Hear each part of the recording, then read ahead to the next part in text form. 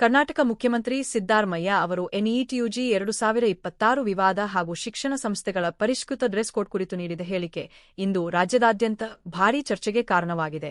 ಶಾಲೆ ಮತ್ತು ಕಾಲೇಜುಗಳಲ್ಲಿ ಹಿಜಾಬ್, ಪಗಡಿ, ಜನಿವಾರ, ರುದ್ರಾಕ್ಷಿ ಮುಂತಾದ ಮಿತವಾದ ಧಾರ್ಮಿಕ ಚಿಹ್ನೆಗಳನ್ನು ಯೂನಿಫಾರ್ಮ್ ಜೊತೆಗೆ ಅನುಮತಿಸುವ ರಾಜ್ಯ ಸರ್ಕಾರದ ನಿರ್ಧಾರಕ್ಕೆ ಸಂಬಂಧಿಸಿದಂತೆ ಮಾಧ್ಯಮಗಳಲ್ಲಿ ವ್ಯಾಪಕ ವರದಿಗಳು ಪ್ರಕಟವಾಗಿವೆ. 2022ರಲ್ಲಿ ಜಾರಿಗೊಂಡಿದ್ದ ಬಿಜೆಪಿ ಸರ್ಕಾರದ ಆದೇಶವನ್ನು ಹಿಂಪಡೆಯುವ ನಿರ್ಧಾರಕ್ಕೂ ಗಮನ ಸೆಳೆಯಲಾಗಿದೆ. ಮುಖ್ಯಮಂತ್ರಿ ಸಿದ್ದರಾಮಯ್ಯ ಅವರು ಕೇಸರಿ ಶಾಲುಗಳಿಗೆ ಅವಕಾಶ ಇಲ್ಲ ಎಂದು ಸ್ಪಷ್ಟಪಡಿಸಿದ್ದು, ಈಗಾಗಲೇ ಅನುಸರಿಸುತ್ತಿರುವ ಧಾರ್ಮಿಕ ಆಚರಣೆಗಳಿಗೆ ಮಾತ್ರ ಅವಕಾಶ ನೀಡಲಾಗುತ್ತದೆ ಎಂದು ತಿಳಿಸಿದ್ದಾರೆ. ಈ ನೀತಿ ಸಂವಿಧಾನದ ಮೌಲ್ಯಗಳು ಹಾಗೂ ಎಲ್ಲಾ ಧರ್ಮಗಳಿಗೆ ಸಮಾನ ಗೌರವ ಎಂಬ ತತ್ವದ ಆಧಾರದಲ್ಲಿದೆ ಎಂದು ಅವರು ಹೇಳಿದ್ದಾರೆ. ಇನ್ನೊಂದೆಡೆ ಎನ್ಇಟಿಯುಜಿ 2026 ವಿವಾದ ಕುರಿತು ಕೇಂದ್ರ ಸರ್ಕಾರದ ವಿರುದ್ಧ ತೀವ್ರ ಟೀಕೆ ವ್ಯಕ್ತಪಡಿಸಿದ ಮುಖ್ಯಮಂತ್ರಿ, ಪರೀಕ್ಷೆ ರದ್ದು ಹಾಗೂ ಅಕ್ರಮ ಆರೋಪಗಳು ವಿದ್ಯಾರ್ಥಿಗಳಿಗೆ ಮಾಡಿದ ವಿಶ್ವಾಸಘಾತ ಎಂದು ಹೇಳಿದ್ದಾರೆ.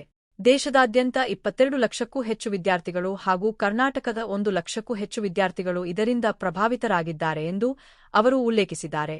ಮುಖ್ಯಮಂತ್ರಿ ಸಿದ್ದರಾಮಯ್ಯ ಅವರ ಅಧಿಕೃತ ಸಾಮಾಜಿಕ ಜಾಲತಾಣ ಖಾತೆಗಳಲ್ಲಿಯೂ ಎನ್ಇಟಿ ವಿವಾದ ಮತ್ತು ಪರಿಷ್ಕೃತ ಡ್ರೆಸ್ ಕೋಡ್ ಕುರಿತ ಅವರ ಹೇಳಿಕೆಗಳಿಗೆ ಸಂಬಂಧಿಸಿದ ಇಂದಿನ ಪತ್ರಿಕಾ ವರದಿಗಳನ್ನು ಹಂಚಿಕೊಳ್ಳಲಾಗಿದೆ.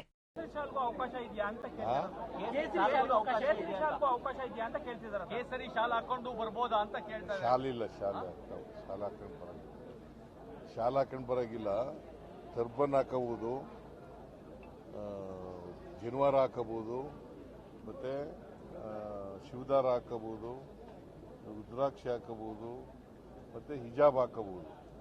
ಕೇಸರಿ ಟರ್ಬನ್ ಹಾಕೊಂಡ್ ಬರ್ಬೋದಾ ಅಂತ ಅವ್ರು ಹೇಳ್ತಾರೆ. ಕೇಸರಿಯನ್ನ ಬಿಂಬಿಸುವಂತ ಟರ್ಬನ್ ಹಾಕೊಂಡ್ ಬರ್ಬೋದಾ ಅಂತ ನೀವು ಹೇಳಿದ್ರೆ ಟರ್ಬನ್ ಅಂತಂದ್ರೆ ಈಗ ಪ್ರಾಕ್ಟೀಸ್ ನಲ್ಲಿ ಇರೋ ಅಂತ ಹೊಸದಾಗಿ ಮಾಡಕ್ಕಾಗಲ್ಲ. ಯಾವ್ದು ಪ್ರಾಕ್ಟೀಸ್ ನಲ್ಲಿ ಇದೆ, ನಂಬಿಕೆಗಳು ಇದ್ದಾವೆ ಇಲ್ಲಿವರೆಗೆ, ಅವು ಮಾತ್ರ. ಸರ್, ಈಗ ಪ್ರೈಮ್ ಮಿನಿಸ್ಟರ್